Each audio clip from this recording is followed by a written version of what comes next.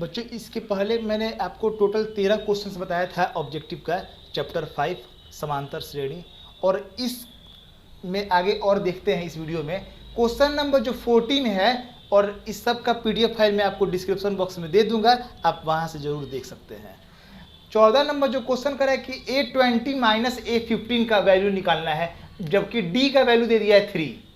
जब D का value दे दिया है 3 तो A20 माइनस A15, तो A20 के लिए लिख सकते हैं A प्लस 19D, एक कम कर देते हैं, और 15 के लिए लिख सकते हैं A plus 14D। A plus 19D और ये हो जाएगा माइनस A और plus minus minus 14D। A और A कट जाएगा, 19D में से 14D घट गया तो 5D हो गया, और D के जगह पे हम रख सकते हैं 3, तो 5 तिहाई 15, right option C. Question number जो 15 है, यहां पर यह AP में दे दिया है और कह रहा है कि D निकालना है। D निकालना है तो 4 गो टर्म से कोई मतलब नहीं है, बस दूसरा में से पहला को घटा देंगे, D निकल जाएगा। अगर चेक करना रहता है कि AP में है कि नहीं है, तब चारों से मतलब था, लेकिन यहाँ पर चारों से टर्म से कोई मतलब नहीं है, सिर्फ D निकालना है। सेकंड में से फर्स्ट को हम घटा देंगे। यहाँ A2 में से A1 यानी कि 3 प्लस रूट 2 माइनस 3, तो ये कट जाएगा, तो सिर्फ बचेगा कितना है, रूट 2, तो राइट ऑप्शन सी। सार्व अंतर होता है, जो सार्व अंतर होता है, जो डिफरेंस होता है ना, वह पॉजिटिव में भी हो सकता है, निगेटिव में भी हो सकता है, और जीरो भी हो सकता है। जैसे अगर हम मान लेते हैं कि लिखते हैं कोई AP रूट 2 ऐसे ही लिखते जाए, तो इसका डिफरेंस कितना है, 0। सब बराबर है, AP में तो है ही, सब बराबर भी है, इसका सार्व अंतर कितना आ रहा है, 0 आ रहा है। तो हम कह सकते हैं कि सार्व अंतर जो होता है कि पॉजिटिव में भी हो सकता है, निगेटिव में भी हो सकता है, और शून्य भी हो सकता है। इसलिए राइट ऑप्शन क्या हो जाएगा, सभी। जो क्वेश्चन नंबर 17 ने करा कि यदि किसी समांतर श्रेणी का nवां पद, nवां पद का मतलब हो गया कि an का वैल्यू दे दिया 5 माइनस 3n, और इसका पदांतर निकालना है यानी कि D निकालना है, तो सबसे पहले फर्स्ट टर्म निकाल लेते हैं, n की जगह पर 1 रख देते हैं, 5 माइनस 3 बराबर हो गया 2। फिर दूसरा पद भी निकाल लेते हैं, 5 माइनस 3, n की जगह पर रख दे रहे हैं 2, तो 5 माइनस 3 दूना 6 में से घट गया, तो ये हो गया -1, तो A1 हो गया और A2 हो गया। अब इसका जो डिफरेंस होगा D निकालने के लिए A2 माइनस A1 करते हैं, तो D निकालेंगे तो A2 का वैल्यू हो गया -1 और A1 का वैल्यू कितना है 2, तो ये हो जाएगा -3, तो राइट ऑप्शन हो जाएगा D। जो क्वेश्चन नंबर 18 है, किसी AP के 3 लगातार पदों का योगफल, कोई AP है और उसका 3 लगातार पद है, जो कि हमको पद दिया नहीं है, लेकिन कह रहा है कि 3 लगातार पदों का योगफल 51, और पहले और तीसरा पद, जो 3 पद है तो उसमें पहला और तीसरा पद का गुणनफल दिया है 273। तो जब भी AP का कोई भी लगातार पद रहता है, जैसे अगर मान लेते हैं कि AP का, इसको बनाने से पहले मैं आपको 2-3 बात समझाना चाहूंगा। जैसे कह रहा है कि अगर मान लेते हैं कि 3 लगातार पद रहे, 3 लगातार पद, अगर AP का 3 लगातार पद हो तो उसको हम मानते हैं A माइनस D, A और A प्लस D। अगर AP का 4 लगातार पद हो,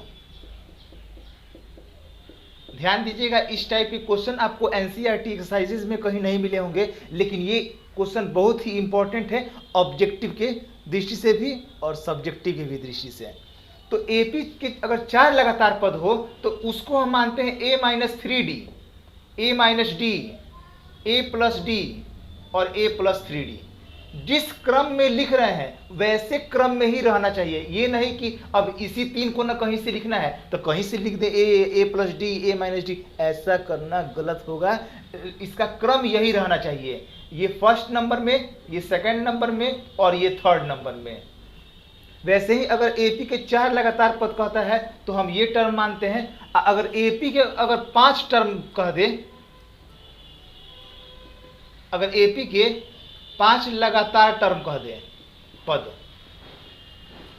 तो उसको हम मानते हैं A minus 2D, A minus D, A plus D और A प्लस 2D। ये 1 2 3 4 5, यही 5 टर्म रहना चाहिए।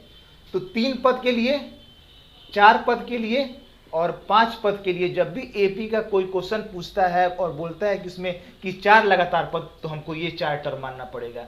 5 लगातार टर्म तो ये मानना पड़ेगा, और कोई भी अपने मन से कोई टर्म नहीं मानेंगे। ए और डी के फॉर्म में इसी टर्म को मानते हैं। कहीं कहीं अल्फा और बीटा के भी फॉर्म में लिखता है, हम ए और डी के भी फॉर्म में लिख सकते हैं। तो कह रहा है इसमें कि 3 लगातार पद, तो 3 लगातार पद तो हमको ये मानना पड़ेगा, पहला टर्म a माइनस डी, दूसरा टर्म a और तीसरा टर्म a प्लस डी, तीनों के योगफल कितना है 51। अब हम इस क्वेश्चन को अगर सॉल्व करने की कोशिश करें तो कह रहा है कि 3 लगातार पदों का योगफल 51 है, यानी कि a माइनस डी, a और a प्लस डी, 3 लगातार पदों का योगफल कितना है 51। तो प्लस डी और माइनस डी कट गया और ये हो जाएगा 3a बराबर 51। तो a का वैल्यू हो जाएगा, इसको 3 से भाग कर देंगे तो वैल्यू कितना निकल जाएगा, a का वैल्यू 70 निकल गया। अब जब a का वैल्यू 70 निकल गया और कह रहा है कि पहले और तीसरे पद का गुणनफल, पहले और तीसरे का गुणनफल कितना है 273। ये पहला टर्म हो गया और तीसरा टर्म a प्लस डी, पहले और तीसरे का गुणनफल 273 है, तो यहाँ लिख देंगे 273, a माइनस बी और a प्लस बी, फॉर्मूला हो गया a square minus b square. a का वैल्यू 17 निकाले हैं तो यहाँ पर रख देंगे 17 का स्क्वायर, 273, तो 289 माइनस डी का स्क्वायर बराबर 273। अब हमको d का वैल्यू निकालना है, तो जगह यहाँ पर बनाते हैं, ध्यान दीजिएगा। d का वैल्यू यहाँ पर जब डी स्क्वायर का वैल्यू दे दिया है, डी स्क्वायर का वैल्यू जब निकालेंगे तो माइनस में जो डी स्क्वायर है इसको हम दूसरे साइड भेजेंगे। तो यहाँ लिख रहे हैं 289 और 273 को इधर लेते हैं माइनस में 273, और ये माइनस में है तो चला जाएगा, तो ये प्लस में हो जाएगा डी स्क्वायर। तो लिख सकते हैं कि डी स्क्वायर बराबर, ये घटा देंगे तो हो जाएगा 25, और ये हो जाएगा 9 में से 3 गया तो 6, 16 होगा। तो d का वैल्यू हो जाएगा रूट में 16, यानी कि वैल्यू निकल जाएगा प्लस में और माइनस में। जब भी रूट में से हम कोई नंबर को बाहर निकालते हैं तो वह प्लस में और माइनस में दोनों में होता है, यानी कि a का वैल्यू 17, a का वैल्यू 17 और d का वैल्यू या तो 4 प्लस में या फिर माइनस में हो सकता है। और क्वेश्चन कर रहा है कि तीसरा पद क्या होगा, तीसरा पद ये जो a प्लस डी है ना, तीसरा पद यही ना है, तीसरा पद क्या होगा, a में d को क्या करेंगे जोड़ देंगे, a में d को जोड़ेंगे, या तो हम a प्लस डी जब निकालेंगे तो 17 और 4, 17 प्लस 4 कर देंगे तो 21, या फिर ये भी तो कर सकते हैं कि d के जगह पर -4 कर दें, या तो हम d के जगह पर प्लस में 4 कर दिए, या फिर d के जगह पर माइनस भी 4 कर सकते हैं। 17 - 4 करेंगे तो कितना आ जाएगा 13, तो 13 तो कहीं है नहीं इस ऑप्शन में, सिर्फ 21 है, तो राइट ऑप्शन क्या हो जाएगा 21। जो 19 नंबर क्वेश्चन है, कह रहा है कि एपी का सामान्य पद, जो सामान्य पद होता है जिसको हम कहते हैं टीएन या फिर एन कहते हैं, दे दिया है 3x लिखा है तो यहाँ पर x लिख देंगे। सामान्य पद जो दिया है 3x + 5, और कह रहा है कि इसका CD मतलब होता है, CD का मतलब होता है पदांतर, यानी कि पहले हम पहला पद निकाल लें तो 1 रख देंगे यहाँ पर tx भी लिख सकता है, tn भी लिख सकता है, an भी लिख सकता है, tr भी लिख सकता है, लेकिन वैसे ही कंडीशन यहाँ पे भी रहना चाहिए, x है तो यहाँ x, तो 1 रखेंगे तो 1 रख देंगे यहाँ पर, 3 एकम 3 और 5 कितना हो गया 8, और दूसरा पद निकालते हैं तो 3 × 2, 3 दूना 6 और 5 कितना हो जाएगा 11। तो निकालना है CD यानी कि सार्व अंतर, जिसको D भी कहते हैं, T2 - T1, तो T2 11 - 8 कितना अंतर हो गया 3, तो राइट ऑप्शन 3 हो जाएगा। ध्यान दीजिएगा, हम इसको डिनोट T से भी कर सकते हैं या फिर A से भी कर सकते हैं डिनोट। तो जो 4 पद होते हैं मानते हैं a - 3d, a - d, a + d और a + 3d, यही ना 4 पद को मानते हैं हम। तो कह रहा है कि इनका योग 50 है, तो इनका योग 50 है, इसका मतलब कि चारों को हम जोड़ेंगे तो वैल्यू कितना के बराबर होगा 50 के, plus D minus D cut गया और ये 3d और ये 3d कट गया, 1 2 3 4 4a बराबर हो जाएगा 50। तो a का मान हो जाएगा 50/4। अब यहाँ पे इसको जब हम सिंपलेस्ट फॉर्म बदल देंगे तो ये हो जाएगा 25/2, कटा देंगे इसको 2 से। कह रहा है क्वेश्चन कि सबसे बड़ा पद, जो सबसे बड़ा पद ये है, सबसे बड़ा पद, जो सबसे बड़ा पद है वह सबसे छोटे पद का 4 गुना है। सबसे छोटा पद यानी कि a-3d का 4 गुना है। तो यहां हम लिख सकते हैं a + 3d, ये हो जाएगा 4a, ये 4 3 12 माइनस में 12d। तो a ये 3d के साथ लेके आते हैं 12d को प्लस में 12d, ये 4a और ये a है माइनस में हो जाएगा a। तो 12 3 15d और 4 में से क्या, तो 3a। तो 15d और ये 3 और a के जगह पर हम लिख सकते हैं कितना, ये a का वैल्यू 25/2। तो d बराबर हो जाएगा 25 3 75/2 और ये 15 नीचे आ जाएगा यहाँ पर। तो इसको कटा दिया तो 5 3 15 और ये 5 से कट गया 15 बार में, फिर 3 से कट गया 5 बार में। तो d का मान हो जाएगा 5/2। d का वैल्यू आ गया 5/2 और a का मान आ गया है 25/2। और निकालना हमको पद है, ये फर्स्ट सेकंड थर्ड फोर्थ, ये चारों पद जो है ना, यही वैल्यू निकालना है। यानी कि अब निकालेंगे a-3d, a-3d। a के जगह पर 25/2 और d के जगह पर 5/2। 25/2 माइनस 5 3 15/2, 25, और इसका जब एलसीएम निकालेंगे तो ये हो जाएगा 25 माइनस 15 यानी कि 10/2 और इसको कटा देंगे तो ये 5, 25 में से 15 गया तो 10/2 यानी कि वैल्यू आ गया कितना है, 5। तो सबसे पहला जो पद निकला है वह आया कितना, 5। तो इसका मतलब कि 5 किसमें है, सबसे शुरुआत में, इसी में ना है। तो यही राइट ऑप्शन हो जाएगा 5। देखिए दूसरा पद भी निकाल के चेक कर लिया जाए, जो निकालना है a-d। अगर हमको a-d निकालना है तो a के जगह पर 25/2 और d के जगह पर 5/2। जब इसका हम एलसीएम निकाल के जब सॉल्व करेंगे तो 25 माइनस 5 यानी कि 20/2, ये वैल्यू हो जाएगा 10। तो 5 फिर 10 फिर 15 फिर 20, ऐसे ही ये बढ़ते जाएगा। यही जो होगा कि हमारा रिक्वायर्ड टर्म होगा। अगर ये सब्जेक्टिव में आता है इस टाइप का क्वेश्चन तो इतना बना देते हैं, इतना समय लगता बनाने में। लेकिन ऑब्जेक्टिव में ये क्वेश्चन है तो आप डायरेक्ट ना इसको ऑप्शन से भी समझ सकते हैं। कह रहा है कि 4 पदों का योग 50 है। पहले चारों टर्म को जोड़ के देखेंगे कि ये 50 है कि नहीं है। जो 50 नहीं होगा जोड़ने पर उसको हम हटा देंगे। तो इसको देखिए 16 4 20 10 30 40 50 52 हो जा रहा है, ये नहीं होगा। 15 1 16 10 26 26 10 36, ये भी नहीं होगा। 20 अब 15 5 20 10 30 40 50 50 हो रहा है ना सब टर्म को जोड़ने पर। और ये भी कह रहा है कि सबसे छोटा पद का 4 गुना है। जो सबसे बड़ा वाला पद है, जो सबसे बड़ा वाला पद है, यह छोटा वाला का 4 गुना है। देखिए 5 चौके 20। तो ये ऑप्शन जो है कि ए, आप बिना कुछ सॉल्व किए डायरेक्ट ऑप्शन वाला क्वेश्चन है, डायरेक्ट ऑप्शन देखते हुए सॉल्व कर सकते हैं। आपका टाइम भी बचेगा और जो पेज वगैरह रफ का है वो भी बचेगा। तो आप ऐसे सॉल्व कीजिए। लेकिन सब्जेक्टिव में पूछता है तो आपको टोटल इतना सॉल्व करना पड़ेगा। देखते हैं नेक्स्ट क्वेश्चन, जो 21 नंबर क्वेश्चन है। कह रहा है कि एपी का एनवा पद, एनवा पद का मतलब होता है टीएन या फिर आप एन समझ सकते हैं। एन का वैल्यू दे दिया है एन प्लस बी। तो पहला पद निकालते हैं तो 1 रख देंगे यहाँ पर एन की जगह पर, तो ये वैल्यू आ जाएगा ए प्लस बी। वैसे ही दूसरा पद निकालते हैं तो a मल्टीप्लाई 2 प्लस बी, तो ये हो जाएगा 2a प्लस बी।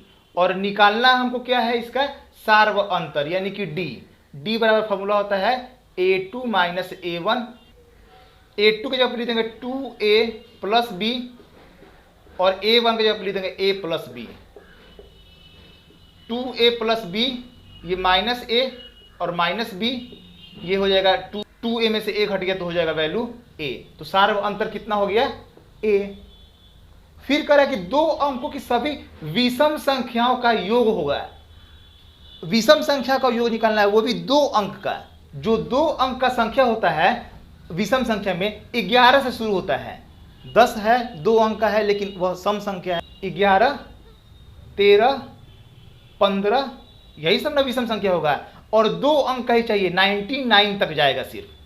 98 सम हो गया और ये 99 विषम हो गया। और इसका हमको योग निकालना है। Sn का जो फॉर्मूला होता है n/2 a प्लस l, लेकिन हमको n पता नहीं है।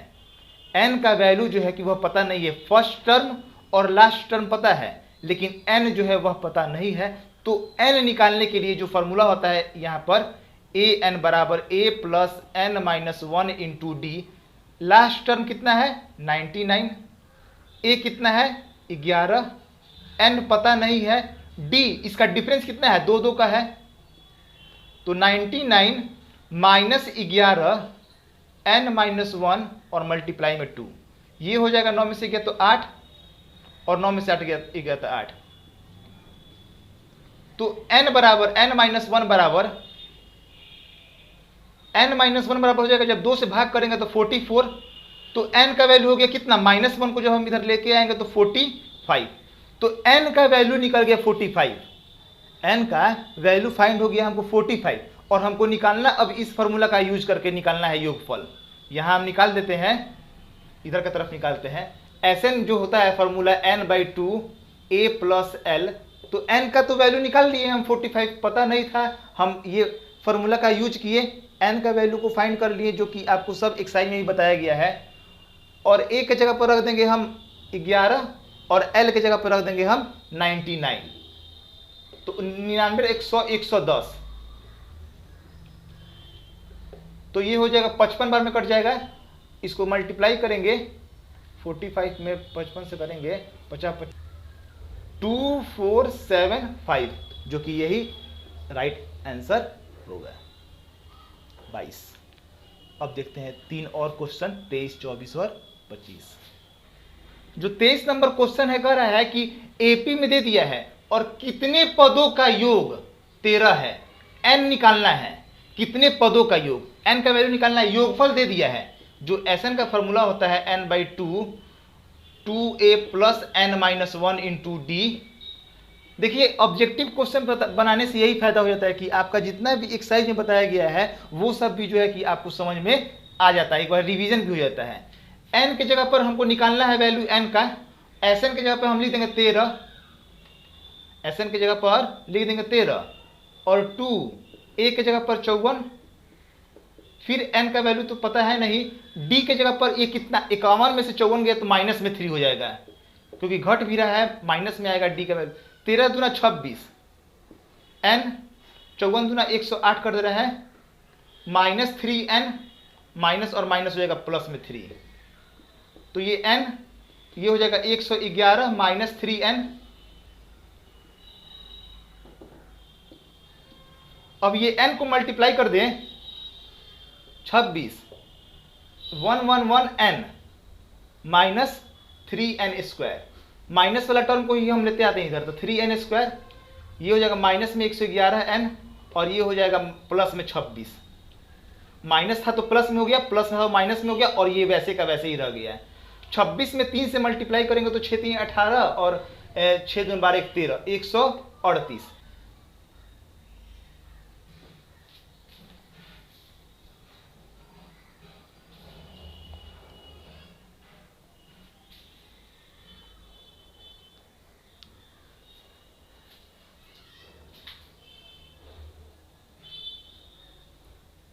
यह ध्यान दीजिएगा, यहाँ पर 13 नहीं, यहाँ पर 513 होगा, यहाँ 513 है, गलती हो गया था, 513 यहाँ पे रहेगा।